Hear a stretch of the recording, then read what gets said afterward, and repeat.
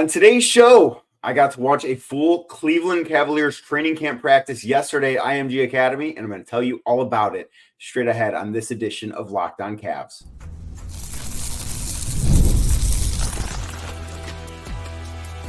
You are Locked On Cavs, your daily Cleveland Cavaliers podcast. Part of the Locked On Podcast Network, your team every day.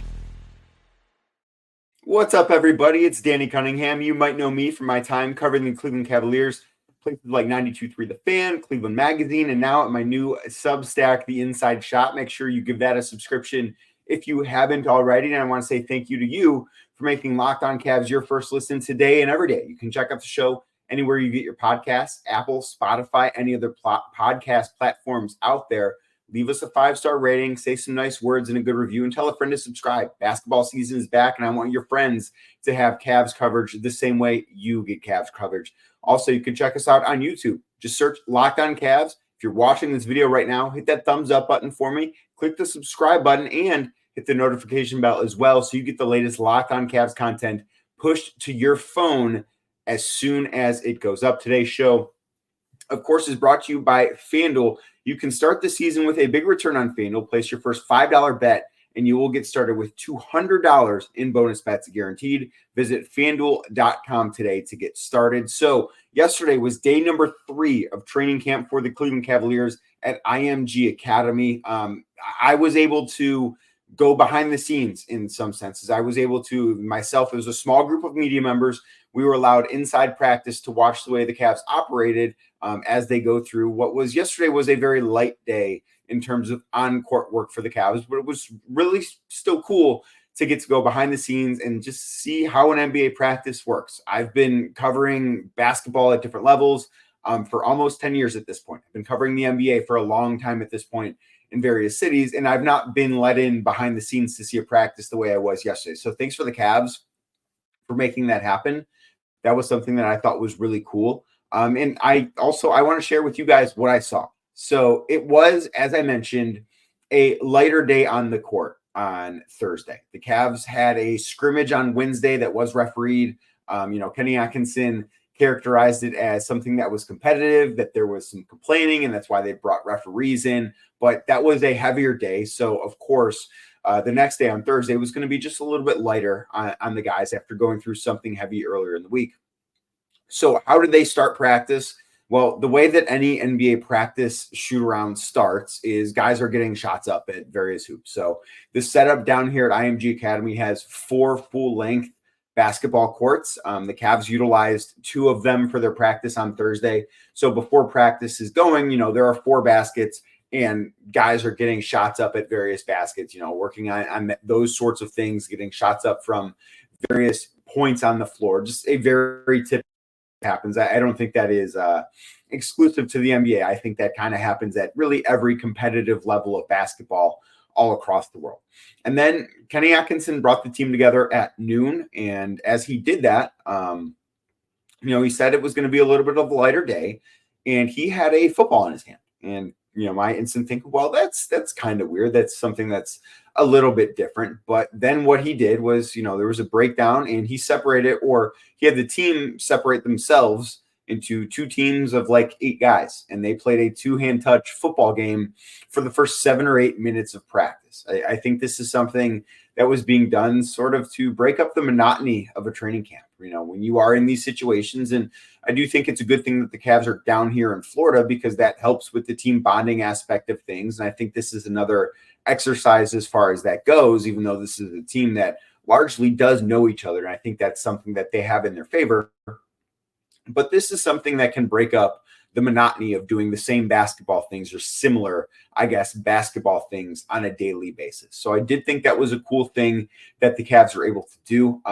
Isaac Okoro stood out in the football scrimmage. He was awesome.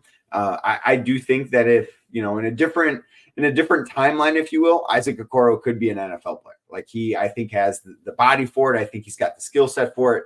He had 3 touchdowns, had an interception, picked off Darius Garland. And after practice, both of those guys were available to us. Isaac said that he was the MVP of the football game. Everyone that I talked to, whether it was people in the front office, guys on the team, other folks that worked for the Cavs, everyone agreed that Isaac was the MVP. Darius Garland was a quarterback of the other team. He threw an interception to Isaac Okoro. At first, he didn't want to blame his receivers, but then he blamed his receivers and said he was like Patrick Mahomes back there. He just needed guys like Justin Jefferson and Jamar Chase and other star NFL wide receivers, Tyreek Hill, and then he thinks he'd be set. But yeah, it was fun to see them do something just deviating from basketball a little bit. So that was the first small part of practice. And then what happened was they broke up into smaller groups. It was roughly groups of 5. I think there was one group of 6, but it was going around to 4 different stations. I mentioned they're using 2 courts, so 4 hoops total. The first station and the group that I kept my eyes on for most of the time was the starting 5. They were a group. One of the other groups had, Karis LeVert, Dean Wade, Jalen Tyson. And I did put all of this information with the accurate groups in my Substack, so I can get to that coming up a little bit later. But the starting 5 is the group that I kept my eyes on the most, because those are the guys that obviously, if everything goes well, that is going to be the group that spends the most time together on the floor. I think last year they spent 328 minutes on the floor, which is not very high for a starting 5. Look across the NBA, that is certainly in the lower half of it. But that was despite the fact they only played in 28 games together. That was the most common lineup that the Cavs had. So I wanted to keep my eyes on them. In their first station, they were working on, sideline out of bounds plays, baseline out of bounds plays. They were looking and putting in some of their set plays in those situations. That was a station that was being head up by associate head coach Johnny Bryant. So it was cool to see some of the intricacies and some of the options they have off of their inbounds plays where, if this doesn't work, say that, just as an example, say that Evan Mobley setting a screen for Darius Garland, say that doesn't necessarily create an open look at the basket, what goes off of that, and just the deviations and the variations, if you will, that they can have off of their certain plays. So that was the first station. They were at each station for between 4 and 5 minutes. So then they went to the other end of the floor and they worked on half-court offense. And this, I think, was the station that was the most interesting to me. This was the station that I really did want to see, because they're putting in, their base half-court offense plays. And this station was run by Jordan Ott, who, if you guys remember, he was the head coach of the Cavs during the summer league in Vegas a couple of months ago. And seeing the starting 5 go through plays at like 75% speed, had a couple of takeaways from it. One, and this was reiterated by, I believe Darius Garland said this during his media availability that I'll talk about in a little bit, but this is going to be a team that I think really attacks the corners. There's going to be a priority put on corner 3-point attempts. A lot of their set plays, at least that I saw, one was nothing too complex. Like this wasn't some transcendent NBA new types of plays. Like these are plays that most teams in the NBA run. But there was a heavy emphasis where just about every set play that they would jog through ended either with someone getting a look at the basket or someone getting a look in the corner. So that was something that I took away from it. Okay, those are going to be the points of emphasis. Of course, you're always going to want to get downhill. You're always going to want to get to the basket. But I do think we're going to see the Cavs shoot more corner 3-pointers if things go their way this year than they have in the past. So I do think that's a big thing to take away from what I saw today at practice. Then the next station, they worked on pick and roll defense. That is something that I think they more so talked about it. They walked through it a couple of times. There are only so many ways to cover the pick and roll in the NBA, and the Cavs are already really good defensively. And they've talked about how, Kenny said he's trying to make tweaks. He's not trying to overhaul things, particularly on that end of the floor. They've got a good thing going on defense. I don't think it's something that they should really be looking into changing so much. So I would anticipate that the defense is going to look largely the same as it has in the past. But they worked on that. And then for their final station, it was another defensive station that really didn't have much walkthrough. It was more so just sort of talking. I think it was about communicating how to handle back picks towards the basket. So that's what I saw at Cavs practice today. And then, they wrapped up. Guys went back to getting up shots. Some guys, presumably, I believe, left for treatment or to get their nutrition, stuff like that. it was cool to see Donovan Mitchell working with Johnny Bryant after practice on one of the baskets, working on some footwork, some moves towards the basket, which Donovan, I think, is fantastic about. He credits, Johnny Bryant with a lot of his development from earlier on in his career in Utah. So it was cool to get to see those two working together. Other important notes that I took away from today, when Darius Garland talked after practice, he was asked, is there a set number of 3-pointers that Kenny Atkinson wants you to get up? Because, Kenny's got, I think it's fair to say there's going to be more of an emphasis on the 3-point shot with him as coach of the Cavs compared to the previous regime. And Darius said that there's not been a conversation about like a set number or a certain goal, but he does get the feeling that Kenny wants him shooting between 8 and 9 3-pointers per game, which coincides with what I've been saying on this show, that I think if he's up around that number, and he was around 6 last year, but if he's up around that 8 or 9 number as far as 3-point attempts go, the Cavs are going to be in a better spot offensively. So it is good to see that that's sort of what the goal is. We'll see if that happens. Like I mentioned, I think it was on yesterday's show, there are only so many shots to go around, and how the Cavs are going to create this higher volume for the number of guys that I think they need to create a higher volume for. That's going to be an interesting thing to watch. It's going to be something that I don't know how they're going to do it. I'm fascinated to find out what this is going to look like. And then the other thing that was talked about, and Isaac Okoro talked about this, but with the pace, a lot of it is moving faster to get into things quicker. It's not playing faster, so they're just taking the first available shot. And I think that's a really good thing. I think that's a really important thing, because there's a difference between flying up and down the court and being 7 seconds or less Suns that Mike D'Antoni coached way back in the day, versus you're getting into your offensive actions with 19 on the clock as opposed to 15 or 16 on the clock. In the NBA, those 3 or 4 seconds are an eternity. And I think far too often in the past, before, the Cavs would get into their actions with 15 or 16 on the clock, and they'd be behind the 8 ball because you can't get to everything with that amount of time in the NBA. Up next, I want to talk about Isaac Okoro. I want to talk about his role, and I want to talk about one thing he said today that really piqued my interest in how he can be used differently. We'll talk about it next right here on Locked On Cavs. Today's show is brought to you by Gametime. Gametime is the place that I go when I need tickets. And if you need tickets for, a playoff baseball game this weekend in downtown Cleveland, Gametime should be the app that you choose to go to. Why should Gametime be the place that you go? Well, it's because Gametime has all the features I love, which means I think you're going to like them too. One of the things I really like, you can toggle on the all-in pricing function. That way, you're not going to be surprised or bombarded with taxes or fees when it's time to check out. You're going to know from the time that you're looking to buy the seats. When you click on those seats that you want, you're going to know what it's going to cost. You're not going to be surprised at the very last minute. That's a really good feature that Gametime has. Another one that I like about Gametime, they'll show you what your view of the field is going to look like. So maybe you do get to a playoff baseball game this weekend. You're going to want to know what home plate looks like, right? You're going to want to know what the looks like, so you know how well you're going to be able to celebrate home runs that the local 9 hits. Gametime will show you all of those things and so much more, because Gametime, what they do best is they take the guesswork out of buying tickets. Head on over to the Gametime app, download it today, create an account, and use code LOCKEDONNBA for $20 off your first purchase. Again, download the account, the Gametime account, or download the app, the Gametime app, create an account. Use code LOCKEDONNBA, that's LOCKEDON NBA, for $20 off your first purchase. Terms do apply. What time is it? It's game time.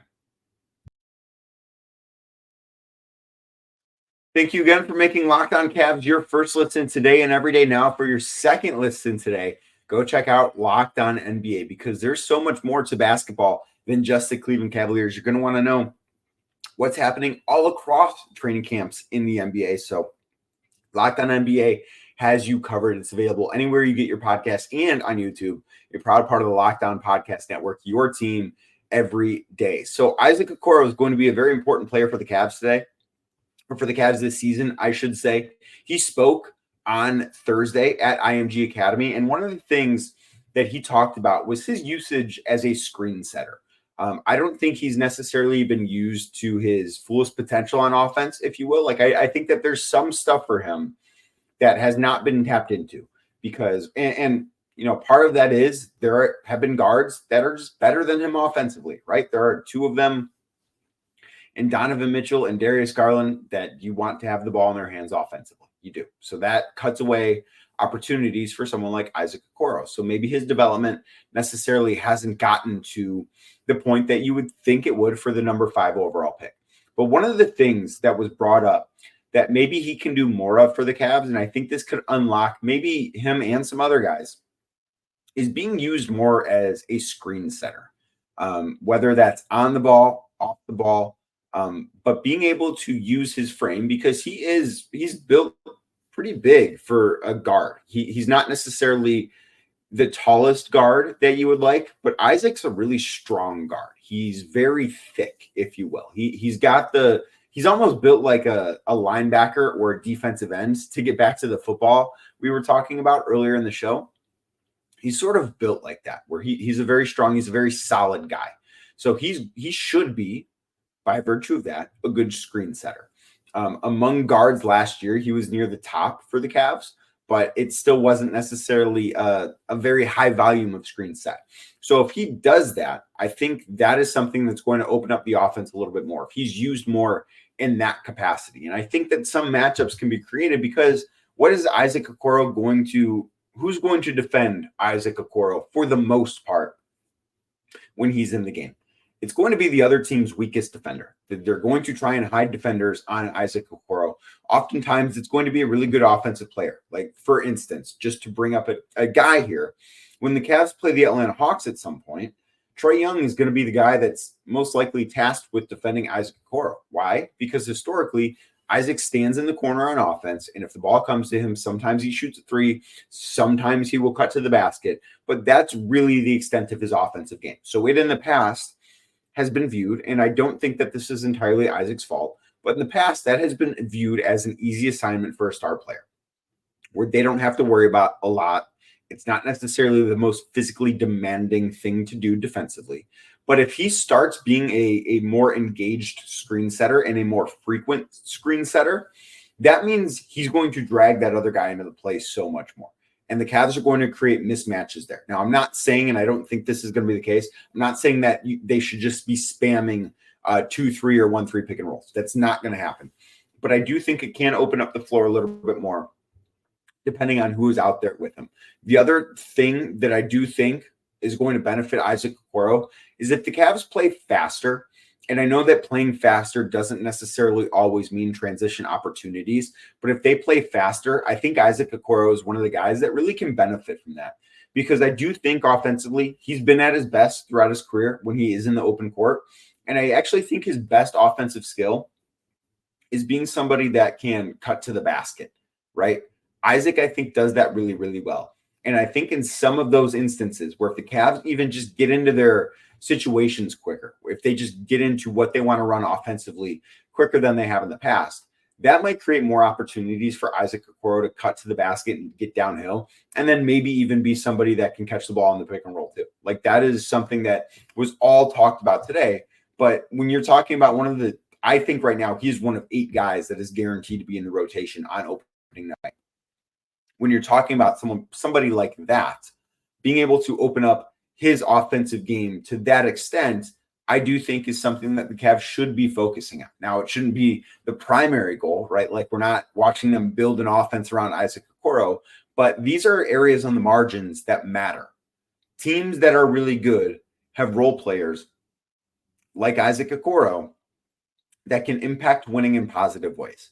And I think that this is how Isaac can do it on the offensive end. I have no question about him on the defensive end. He's a very good defender. I don't think he's the best perimeter defender in the NBA, but I do think that he's a really good defender.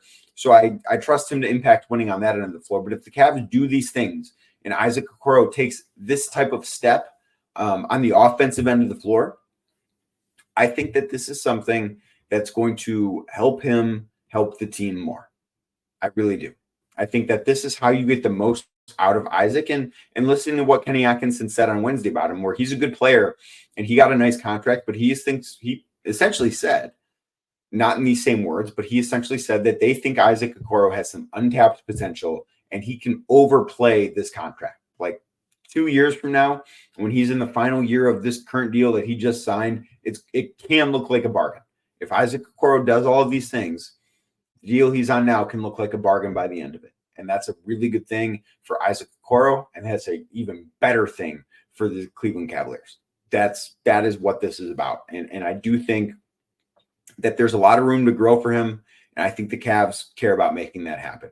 Stock up, stock down. Who's having a good camp so far for the Cavs? Going to talk about that next right here on Locked On Cavs.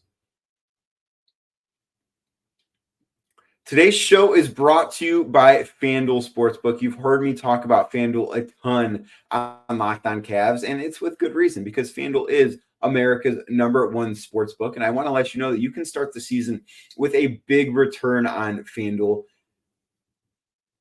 You can get $200 in bonus bets guaranteed when you place your first $5 bet.